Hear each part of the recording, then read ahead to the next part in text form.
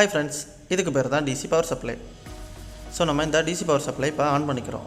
On பண்ணிவிட்டு voltage பார்த்திங்கன்னா 3.8 வோல்ட்டில் நம்ம இதை கரெக்டாக செட் பண்ணிக்கிறோம். ஏன்னா இதுதான் வந்து மொபைலுக்கு தேவையான வோல்டேஜ்.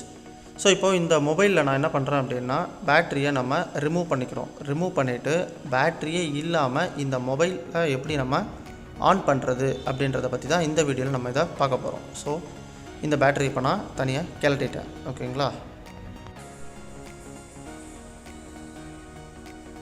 இதுக்கு பேர் தான் பார்த்திங்கன்னா பூட் கேபிள் அப்படின்னு சொல்லுவோம்.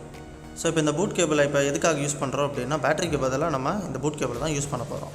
இதில் positive terminal and negative terminal ரெண்டு இருக்கும். ஸோ பாசிட்டிவ்லேயும் நெகட்டிவ்லேயும் அந்த டிசி பவர் சப்ளையில் நம்ம ஜஸ்ட் கனெக்ட் பண்ணுறோம். ஓகேங்களா? கனெக்ட் பண்ணோன்னு இந்த மாதிரி ப்ளூ கலர் எல்இடி லைட் வந்து இண்டிகேஷன் நமக்கு எரிய ஆரம்பிக்கும்.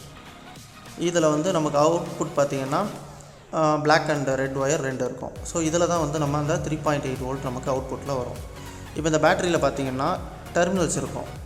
ஒரு பேட்டரியில் வந்து ப்ளஸ் அண்ட் மைனஸ் அப்படின்ற ரெண்டு டெர்மினல்ஸ் இருக்கும். அது எந்த பின்னில் உட்காருது அப்படின்றத கரெக்டாக நம்ம மொபைலில் வந்து நம்ம செக் பண்ணிக்கணும். இதில் பார்த்திங்கன்னா ஃபஸ்ட்டு பின்னோ தேர்ட் பின்னோ ப்ளஸ் அண்ட் மைனஸில் வந்து நமக்கு இதில் கரெக்டாக ப்ளேசிங் ஆகுது. ஸோ ஃபஸ்ட்டு பின்னுக்கு நம்ம வந்து பாசிட்டிவ் ஒயரை வந்து இதுக்கு பேர் வந்து crocodile பின் அப்படின்னு சொல்லுவோம். ஸோ இதை வந்து நம்ம இதில் கனெக்ட் பண்ணி விடுறோம்.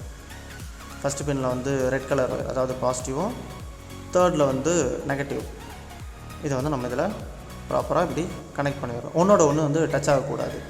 அந்த மாதிரி கனெக்ட் பண்ணிவிட்டு இப்போ பவர் பட்டன் நம்ம வந்து ப்ரெஸ் பண்ணுறோம். ஸோ இப்போ இதில் ஆக்சுவலாக என்ன பண்ணுறோம் அப்படின்னா பேட்டரிக்கு பதிலாக எக்ஸ்டர்னல் சோர்ஸான 3.8 வோல்ட்டை நம்ம கொடுக்குறோம்.